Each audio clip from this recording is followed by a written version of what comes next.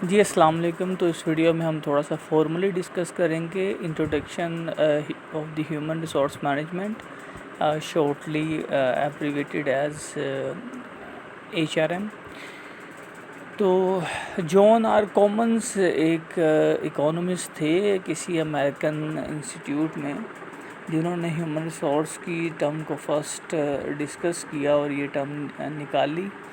उन्होंने इसे अपनी बुक में डिस्ट्रीब्यूशन ऑफ वेल्थ में 1893 में डिस्कस किया। तो ये टर्म उस 19वीं सदी से इस्तेमाल होना शुरू हो गई और ऑर्गेनाइजेशंस ने फॉर्मली इस कॉन्सेप्ट को अडॉप्ट करना शुरू किया और ये डिपार्टमेंट जो है कंपनीज़ के स्ट्रक्चर में, कॉर्पोरेट स्ट्रक्चर में ऐड होना शुरू हो गया। अब ये HR करता क्या है, इसका काम क्या है? तो human resource is the division of a business that is charged with finding, screening, recruiting and training job applicants and administering employee benefit programs। तो इस बात को अगर हम बिल्कुल दो हिस्सों में सिंपली पुट अप करें तो बेसिकली तो HR डिपार्टमेंट का काम क्या है कि एक ऑर्गेनाइजेशन की नीड्स को असेस करके कि उसको किस तरह की लोग चाहिए, उसके काम क्या हैं, तो उस तरह के right person for the right job जैसे कहा जाता है, उनको हल लेके आना, ऑर्गेनाइजेशन में हायर करना और उसके बाद फिर उन लोगों को रिटेन करते हुए उनको रिटेन करने के अंदर उनकी और ओबियसली ऑर्गेनाइजेशन की अगर ज़रूरत है कि उनकी जो करंट स्किल्स हैं उसमें इंक्रीज़ आए, इम्प्रूवमेंट आए, तो उसकी ट्रेनिंग की जाती है, एम्प्लॉइज़ को नर्चर किया जाता है, उन्हें प्रमोट किया जाता है और रिटेन करने के लिए उनको बेनिफिट्स दिए जाते हैं, जिसके अंदर फाइनेंशियल और नॉन मॉनेटरी बेनिफिट्स दोनों तरह से ऐड होते हैं। तो इसको उसने यहाँ पे जो है finding employees, screening them, recruiting, ठीक है, training job applicants, administering employee benefit programs. और एम्प्लॉय बेनिफिट प्रोग्राम्स एक्चुअली इसके अंदर काफ़ी चीज़ें आ जाती हैं, जो उनकी सैलरी है और जो बेनिफिट्स उनको पर्क्स एंड बेनिफिट्स दिए जाते हैं ड्यूरिंग द जॉब, और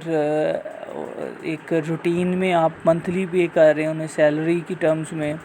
और कुछ चीज़ें आप ओवर द ईयर बोनस की फॉर्म में और डिफरेंट बेनिफिट्स की फॉर्म में उन्हें प्रोवाइड करते हैं। इसके अलावा उनके रिटायरिंग बेनिफिट्स जो है, जैसे रिटायरमेंट प्लान्स हैं कंपनीज़ के, बहुत डिफरेंट और अच्छे होते हैं, जिनके अंदर एम्प्लॉई को रिटायरमेंट के बाद एक अच्छा पैकेज दिया जाता है, जिससे वो जब वो रिटायर होता है पूरी ज़िंदगी कंपनी के साथ काम करते हुए, तो उसको ताकि उसका एक रिवार्ड किया जाता है। और इसके अलावा हर एक अचीवमेंट के ऊपर और अच्छी परफॉर्मेंस के ऊपर उन्हें रिवार्ड किया जाता है। ये कंपनीज़ के डिफरेंट प्लान्स होते हैं जिसमें एम्प्लॉइज़ को मोटिवेट करने के लिए मोटिवेशनल फैक्टर्स में से, टेक्निक्स में से एक टेक्निक है कि आप उसे फाइनेंशियली भी अपलोड करें, ताकि वो जो अच्छा काम कर रहा है उसे फाइनेंशियल बेनिफिट नज़र आए, वो अच्छा काम करे, दूसरों से देख के और अच्छा काम करें। और अगर कोई नहीं कर रहा या इवन आप सिर्फ जो आपकी प्रमोशंस हैं उन लोगों की हो रही हैं जो अच्छा काम कर रहे हैं, तो ओबियसली जो नहीं परफॉर्म कर रहे, नॉन परफॉर्मर्स भी मोटिवेट होंगे काम करने के लिए। आगे चलते हैं। तो फंक्शंस क्या हैं इसके HR के? Again staffing. अब इसमें आपको सारा पता है, मैं इसमें एक्टिविटी को हम ये डिस्कशन कर चुके हैं, मैंने फर्स्ट लेक्चर में काफ़ी डिटेल से इनके बारे में बता दिया था। तो मैं इसमें जस्ट एक्टिविटीज़ को डिस्कस करूँगा, जिससे आपसे लिस्ट डाउन एक्टिविटीज़ की लिस्ट को देख के, जो कि हर कैटेगरी में आती हैं, इनके फंक्शन में आती हैं, उससे आपको आइडिया हो जाएगा। तो identifying and fulfilling talent needs, utilizing various recruitment technologies to acquire a high volume of applicants, terminating contracts when necessary, maintaining ethical hiring practices and aligning with the regulatory environment, writing employee contracts and negotiating salaries and benefits। तो ये staffing के staff जो रखा जाएगा उसमें लोगों को higher करना, और जो टेक्नोलॉजीज़ की बात की गई इस पे आगे जाके भी बात होगी। ओबियसली आप जानते हैं कि अक्सर ऐसा भी है कि हंड्रेड्स पोस्ट हैं किसी जगह पे, कब इवन अगर आप गवर्नमेंट सेक्टर को देख लें तो sometimes hundreds of thousands of people apply to that post. उसमें फिर टेक्नोलॉजिकली सॉफ्टवेयर्स के थ्रू लोगों को शॉर्ट लिस्ट किया जाता है, उन्हें फिर हायर किया जाता है सारे प्रोसेस के बाद, इंटरव्यूज़ वगैरह के बाद, और देन उनके कॉन्टैक्ट्स वगैरह लिखे जाते हैं। तो ये सारा चीज़ और उनको रखना, उनको निकालना, ये सब स्टाफिंग के अंदर आएगा। Then is development. तो डेवलपमेंट के अंदर क्या एक्टिविटीज़ इंक्लूड होंगी? Training and preparing new employees for the role, providing training opportunities, internal training, educational programs, conferences to keep employees up to date in their respective fields, preparing management prospects and providing feedback to employees and managers।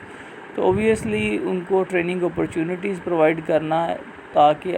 इसे employ development कहा जाता है कि आप अपने employ को उसके area के अंदर जो नई इम्प्रूवमेंट्स आ रही हैं उसमें आप उसको डेवलप करें। मैं अगर एक छोटी सी एग्जांपल आपको दूं तो वो मोटर वर्कशॉप्स जो कि जब तक गाड़ियाँ मैनुअल थीं तो वो अपने एम्प्लॉई से काम ले रहा है, लेकिन जैसे ही अब कंप्यूटराइज्ड गाड़ियाँ आ गई, व्हीकल्स आ गई, तो एक ज़रूरत महसूस हुई कि अपने एम्प्लॉइज़ को पहले तो आप वो इक्विपमेंट भी इंस्टॉल करें सारा, और अपने एम्प्लॉइज़ को ट्रेन करें। अब उनके पास दो ऑप्शन हैं कि या तो अपने लॉयल और स्किल्ड स्टाफ को निकाल दें, और ओबियसली उन्हें ले ऑफ तो एक पोर्शन तो एटलीस्ट करना पड़ेगा, या फिर वो और नए लोगों को हायर कर लें या इन्हीं को ट्रेन कर लें। तो बेहतर यही है कि इन्हीं लोगों को ट्रेन कर लिया जाए, इनको ट्रेनिंग प्रोवाइड कर दी जाए। तो मैनेजरियल लेवल्स पे ओकेजनली एचआर ऑर्गेनाइज़ करवाता है डिफरेंट मैनेजमेंट ट्रेनिंग प्रोग्राम्स, और इवन आपके कंपनी लॉ के अकॉर्डिंगली भी डायरेक्टर्स पे और की पोजीशन मैनेजर्स के ऊपर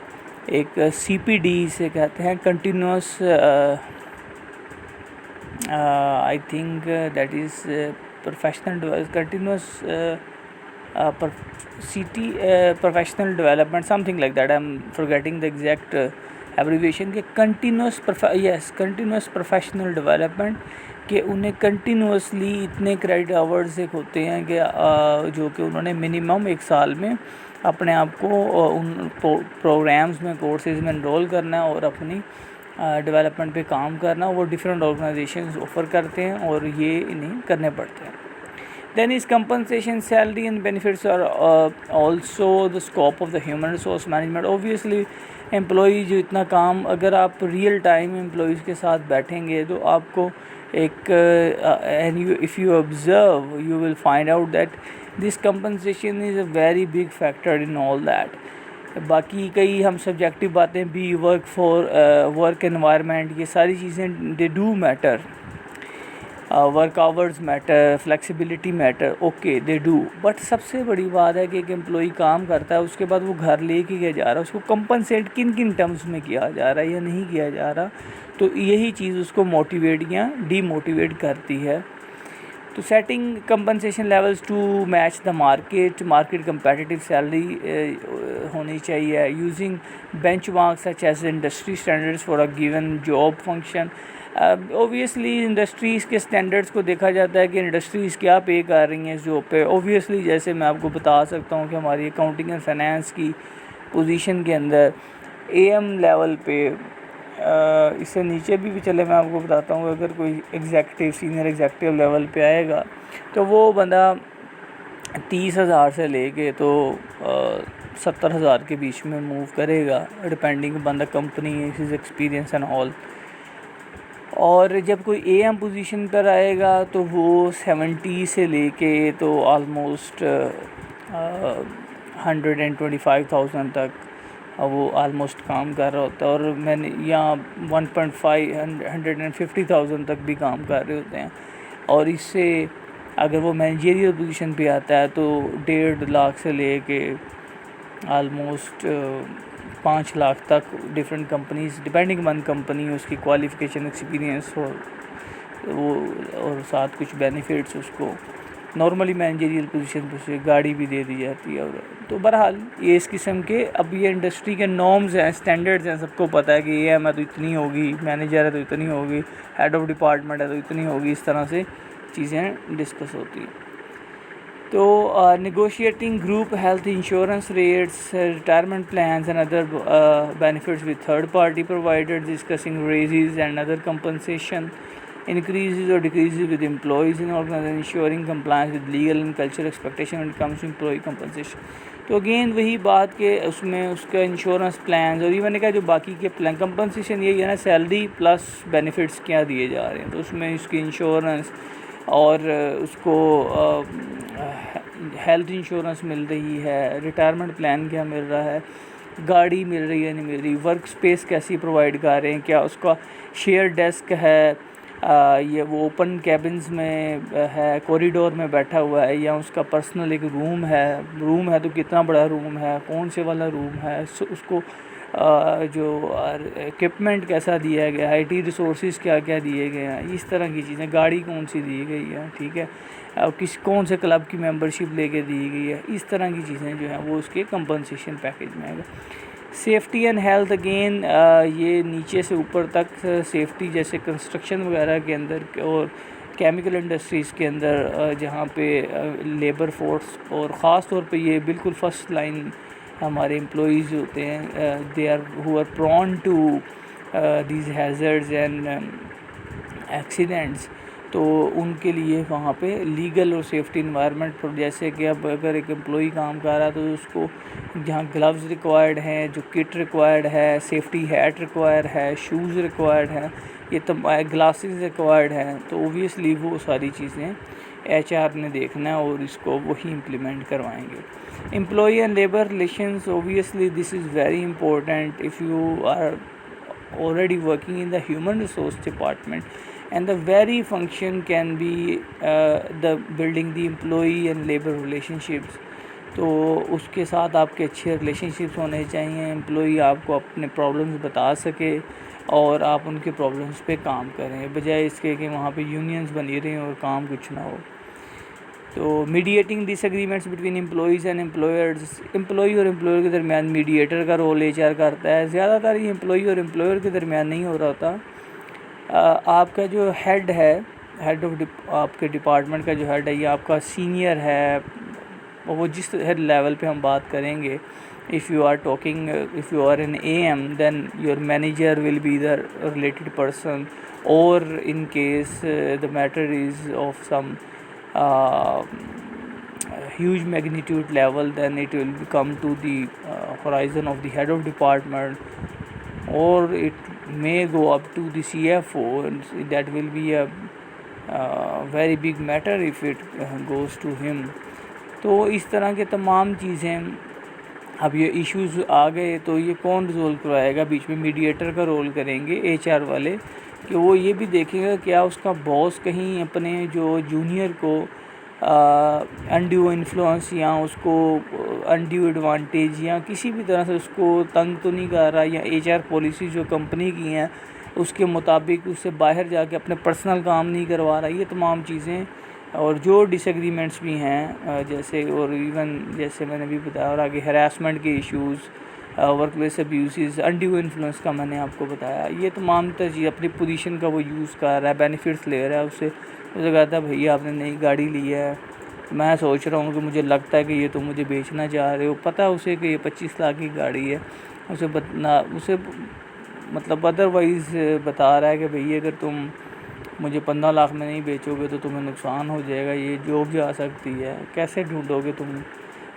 जॉब दूसरी जगह, इस तरह की चीज़ें होती हैं। तो ये तमाम तर चीज़ें। डेवलपमेंट ऑफ ह्यूमन रिसोर्स, तो कैसे जी ह्यूमन कैपिटल आजकल companies not only take money as their capital, they also take humans as their capital, and I have told you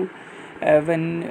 in strategic management you analyze a company strategically, you also look at when you look at the key factors, success factors, then you also give due weightage to the key employees of an very good weightage, reasonable amount of weightage to the key employees of an organization. तो आप उनको obviously तो human capital पे companies बहुत invest करती हैं, बड़ी companies उनकी ट्रेनिंग पे, डेवलपमेंट पे। ये एग्जैक्टली ऐसी है कि अगर एक कोई फैमिली है, पेरेंट्स हैं, अपने बच्चों को अच्छा पढ़ाएंगे, अच्छी स्किल्स उनको ट्रेन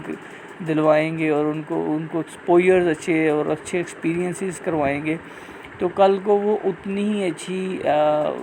जॉब्स करेंगे या बिजनेसेस करेंगे, इकोनॉमिकली एक्सेल करेंगे और अल्टीमेटली उतनी ही अच्छी ब्रेड अर्न करेंगे अपनी फैमिली के लिए। तो और इसी तरह से कंपनीज भी जितना इन्वेस्ट करेंगी उतना ही उनको बेनिफिट मिलेगा। अब external factors that affect human resource management, कुछ ऐसे फैक्टर्स हैं, ये तो कंपनी के अंदर की बात थी।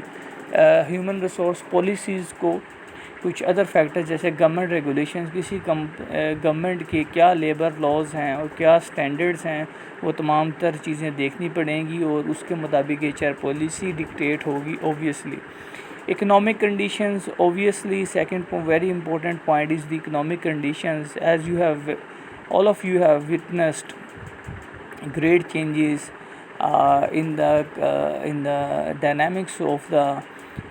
economic market. आप during this COVID-19 situation you can see कि ऑर्गेनाइजेशंस ने ले ऑफ किए, निकाले एम्प्लॉइज़ को, ठीक है, टर्नओवर रेट बड़ा ज़्यादा हो गया, सैलरीज़ हाफ़ कर दी गई, बेनिफिट्स पे कट लगा दिए गए, डिफरेंट चीज़ें ऑर्गेनाइजेशंस ने की। तो इकोनॉमिक कंडीशंस HR पॉलिसीज़ को बहुत स्ट्रॉन्गली डिक्टेट करती हैं, ठीक है। जैसे आप इसकी एग्ज़ाम्पल, एक सिंपल सी एग्ज़ाम्पल आप ऐसे ले सकते हैं कि इकोनॉमिक कंडीशंस, अगर आप एक इकोनॉमी ही चेंज करते हैं, जो लोग पाकिस्तान से बाहर पैसे कमाना के लिए जाते हैं वो इसीलिए जाते हैं कि यहाँ की इकोनॉमिक कंडीशंस उसी पर्सन को अगर 100 के ऑफ़र कर सकती है at max,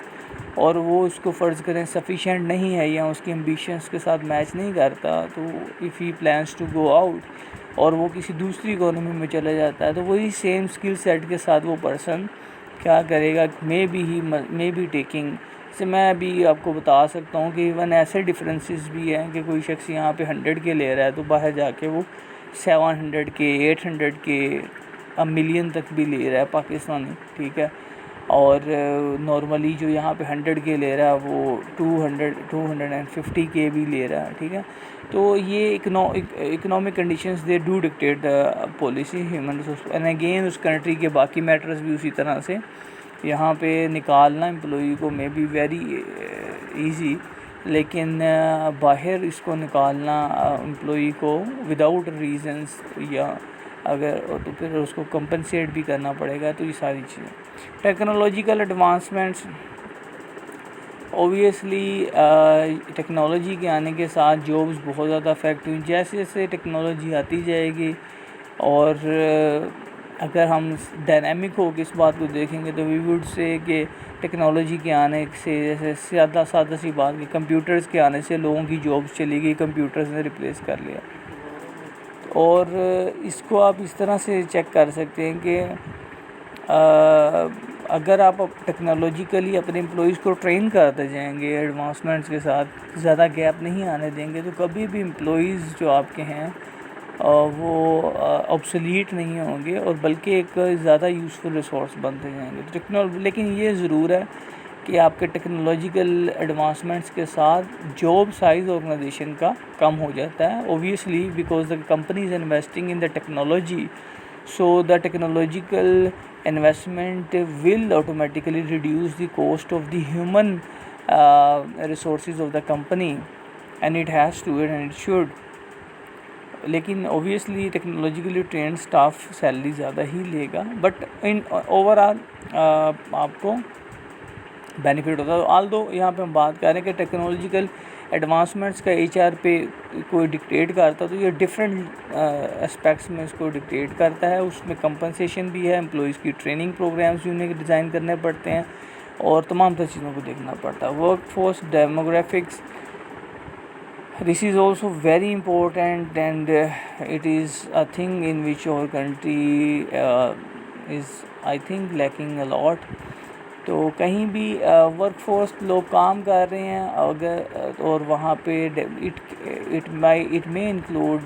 people of different demographic background, like इसमें जेंडर, एज, आपकी क्रीड, आप कौन सी आपकी कास्ट और आपके रिलीजियस बिलीव्स, आपकी नेशनैलिटी, ये तमाम तर चीज़ें इसमें आती हैं और इनको एक ऐसा HR को देखना पड़ता है इन तमाम तर चीज़ों को और ऐसी पॉलिसी बनानी पड़ती है जहाँ पे इस किस्म के कोई इश्यूज़ ना और एम्प्लॉई जस्ट एक एम्प्लॉई हो और वो काम कर सके विदाउट एनी डिफरेंशिएशन। लेकिन ये प्रॉब्लम्स एग्जिस्ट करते हैं। अभी मैंने मिडल ईस्ट की बात की तो आप सब जानते हैं कि मिडल ईस्ट में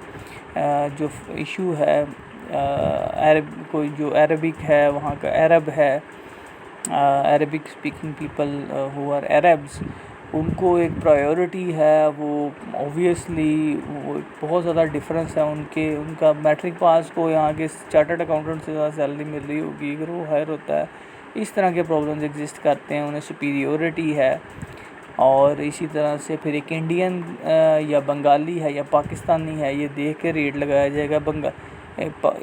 पाकिस्तानी अगर 2 लाख में कोई बात डन करेगा तो इंडियन 1.5 में डन कर देगा, और इंडियन 1.5 में करेगा तो बंगाली का पता कोई नहीं है, वो 50,000 में भी करते हैं। ठीक है, तो लेकिन इश्यूज़ जो हैं डेमोग्राफिक्स के जितने भी इश्यूज़ हैं उसको मैनेज करना पड़ता है। मुख्तलिफ़ तरह के लोग काम कर रहे हैं। अब आप अस्यूम कर सकते हैं, काफ़ी लोग आप में से जानते होंगे, एक सीनियर जो है वो आपका इंडियन है और आप नीचे उसके काम कर रहे हैं, तो अब आप यू कैन अंडरस्टैंड कि वहाँ पे ओबियसली वो आपको एक अच्छा एनवायरनमेंट मोस्ट प्रोबेबली नहीं प्रोवाइड करेगा। We can't say and tag this thing to all of the Indian, but mostly they do just show their grudges,